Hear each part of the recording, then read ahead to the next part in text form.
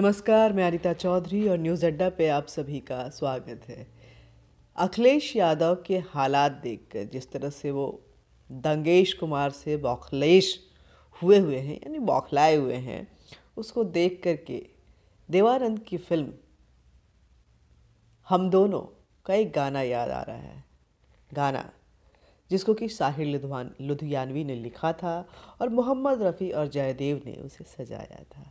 वो गाना था, मैं जिंदगी का साथ निभाता चला गया, हर फिक्र को धुएं में उड़ाता चला गया, बर्बादियों का जश्न मनाना ज़रूर था, बदवारी का जश्न मनाता चला गया।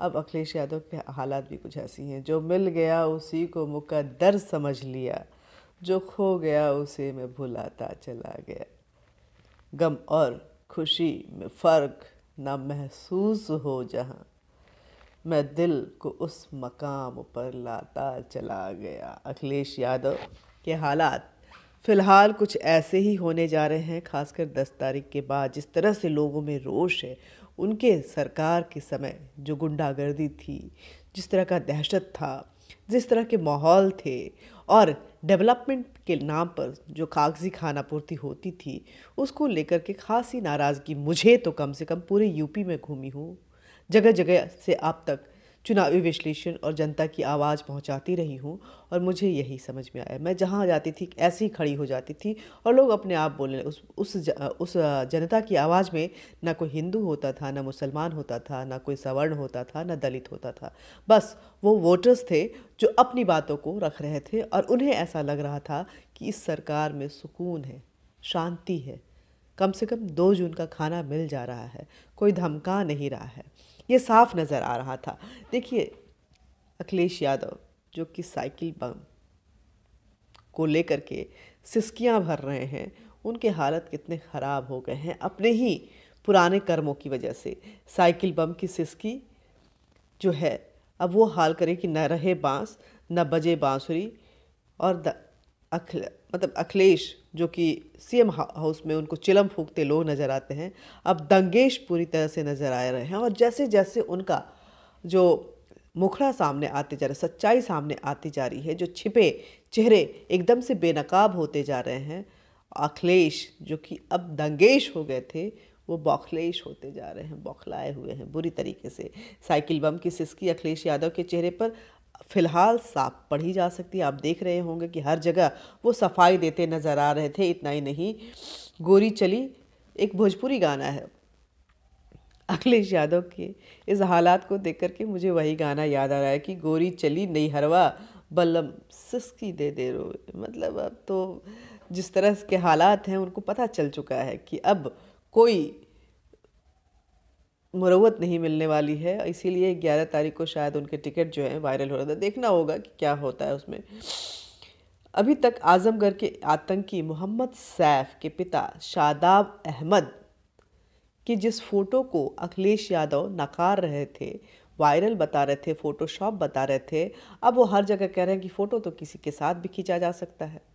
इसमें कौन सी बड़ी बात है? इसका मतलब ये थोड़ी ना है कि मैं दंगाइयों के साथ हूँ और दंगे करवाता हूँ या उसके मेरे गहरे संबंध हैं। लेकिन पहले आपने क्यों नकारा?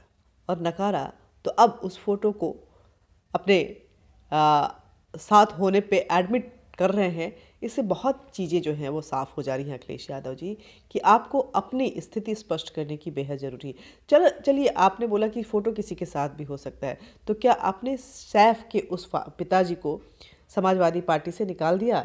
अखिलेश जी, पलटी मार के उस फ़ोटो को जिस तरह से आपने बोला कि हाँ, फ़ोटो किसी के साथ हो सकता है, तो मोहम्मद सैफ के पिता शादाब सैफ को क्या आपने समाजवादी पार्टी से निकाल दिया है? ये जनता भी पूछ रही है आपसे। अखिलेश यादव जी, आपको इन बातों का जवाब देना चाहिए। अहमदाबाद सीरियल ब्लास्ट में अदालत द्वारा फांसी दिए गए एक नाम जिसका जिक्र बहुत ज़्यादा हो रहा है, और ये जिक्र ज़रूरी भी है, बात 2011-12 की है। बतौर मुख्यमंत्री जब अखिलेश यादव इलाहाबाद कोर्ट में इन आतंकियों को छुड़ाने की बात कर रहे थे, तो इलाहाबाद कोर्ट ने अखिलेश यादव को फटकार लगाई थी, ज़बरदस्त फटकार। इलाहाबाद कोर्ट ने कहा था कि आज आप आतंकियों को छोड़ने की बात कर रहे हैं, कल उनको पद्म विभूषण और पद्मश्री देने की बात करेंगे।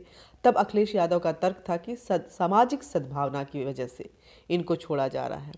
सामाजिक सद्भावना, आतंकवाद के साथ उसका क्या कनेक्शन हो सकता है और आतंकवादी को छोड़ के सामाजिक सद्भावना कैसे आ सकती है, ये सोचने वाली बात है। ये इतना ही खत्म, यहीं पे ख़त्म नहीं हो जाता है। अखिलेश यादव की अजब गजब कहानियाँ जो हैं वो बेहद लंबी इतनी फहरिस्त है कि हम गिनवाते रहें और आप सुनते रहें, दिन बीत जाएगा लेकिन ये कहानियाँ ख़त्म नहीं होंगी। इसी तरह 2013 में मुजफ्फरपुर के दंगों को आप याद कीजिए, क्या हुआ था उस वक्त में।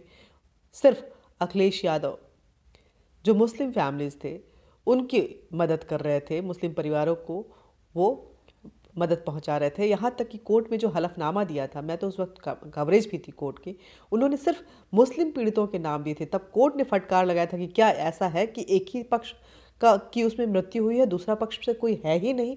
दूसरा हलफनामा दिया गया।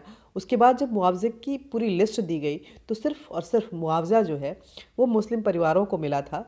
हिंदू परिवारों का उनमें न जिक्र था, कहीं न उनका नाम था, न मुआवजा मिला था। सुप्रीम कोर्ट ने ज़बरदस्त फटकार लगाई थी अखिलेश यादव को और कहा था कि इस तरह से आप दंगों को भी धर्म के चश्मे से देखते हैं और उसके बाद मुआवजे उस आधार पे देते हैं। आपकी जो इंक्लिनेशन है उसको किस तरह से देखा जाए, मजबूर होकर कुछ हिंदुओं को इनको सुप्रीम कोर्ट को दिखाने के लिए देना पड़ा था कुछ मुआवजा जो है।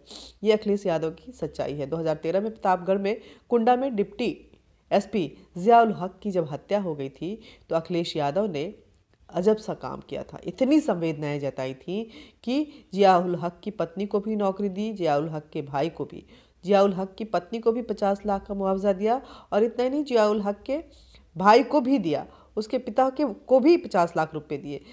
मतलब जब मुआवजा देता है तो कि परिवार को दिया जाता है, किसी एक व्यक्ति को दिया जाता है, नौकरी एक को दी जाती है, लेकिन अखिलेश यादव ने उस परिवार के हर एक व्यक्ति को ऑब्लाइज किया और सरकारी पैसे खर्च करते रहे इन मुआवजों के नाम पे। गाजियाबाद में आप देख लीजिए अखलाक का जो केस हुआ था, अखलाक के गौमांस को लेकर के जब बातें बढ़ी थी जो कि बाद में बिल्कुल फर्जी निकली थी और अखिलेश यादव अपनी संवेदनाएं जताने पहुंचे थे और उसके बाद उन्होंने पूरे परिवार को किस तरह से पर सरकार के पैसे बहाए थे, हम सब ने देखा था किस तरह से बेजा इस्तेमाल हो रहा था सरकारी पैसों का। इसका मतलब ये नहीं है कि आप जिन लोगों की हत्या हुई है उसकी तरफ संवेदनाएं नहीं जताएं या मुआवजा नहीं दें, लेकिन आप इस तरह से मुआवजा देते हैं कि आपके लिए कोई भी प्रोटोकॉल जो है वो मायने ही नहीं रखता है। अपने नियम खुद बनाते हैं क्योंकि पैसा सरकार का है, लुटाते चलो, जनता का विकास क्या करना है, जनता तो ऐसे ही जी ही लेगी। ये आपका ये था और सिर्फ आपकी संवेदनाएं एक तरफ रहती थी, दूसरी तरफ जो हिंदू होते थे, जो मारे जाते थे, जो धमकाए जाते थे, जिनकी ज़मीनों पे कब्जा हो जाता था, माफियागिरी प्रचंड थी उस वक्त में, उसके लिए आपकी कोई संवेदना नहीं थी। ऐसा क्यों था अखिलेश यादव जी? क्या हिंदू इस देश के नागरिक नहीं हैं या उत्तर प्रदेश के वो रिहायशी नहीं थे, वो रहने वाले नहीं थे, या उत्तर प्रदेश में हिंदू होना एक महापाप हो गया था? हाँ, अखिलेश यादव की हालत ये है कि दंगा गुंडा आतंकवाद का जो समर्थन उनका रहा है, भ्रष्टाचार में लिप्त उनकी सरकार रही है, यादववाद की ऐसा बोलबाला रहा है और मुस्लिम परस्ती की हर सीमाओं को वो पार कर चुके थे। इसकी वजह से ये हाल हो गया है कि ये जो सारी खूबियाँ उनकी रही सरकार की, वो उनके गले में इस तरह से लिपट चुका है कि चाहे वो लाख बीन बजा लें लेकिन इससे छुट्टी नहीं पा रहे हैं। वो वहीं पे लोगों की याद जो है वहीं पे अटकी हुई है और इसी को लेकर के अखिलेश यादव अब बौखलेश यादव बन चुके हैं। वो चाहे जितनी भी कोशिश कर रहे हैं, न रहे बांस न बजे बांसुरी का मुहावरा भूल नहीं पा रहे हैं। सांप गले में लिपटा हुआ है, वो छोड़ने का नाम नहीं ले रहा है। जो आतंकवाद, भ्रष्टाचार, यादववाद, इस तरह की जो कृत्य उनके थे, जो उनका लगाव था उससे, वो इनका पूछा नहीं छोड़ रहा है। योगी आदित्यनाथ को, जो कि इस सूबे के मुख्यमंत्री हैं, उन्होंने बाबा की जगह बुलडोज़र बाबा का नाम बता दिया और ये कहते हुए उन्होंने प्रचार भी शुरू कर दिया, क्योंकि बुलडोज़र बाबा आपने नाम दिया और सच में बुलडोज़र वाला काम उन्होंने किया। उन्होंने बुलडोज़र माफियाओं पे चलाई जिससे जनता को सुकून मिला। जनता समझ गई कि हाँ, ये वाला नाम, तो ये उनकी बेवकूफ़ियाँ भी हैं जो उन्होंने अपने पैर में खुद कुल्हाड़ी मारी है। कन्नौज का इत्र आजकल ज़्यादा ही इतराने लगा है और वो बेबाक होकर कुछ भी बोलने लगा है और जनता इसको समझने लगी है। जनता समझ गई है कि ये बौखलेश कुमार बौखलाए हुए हैं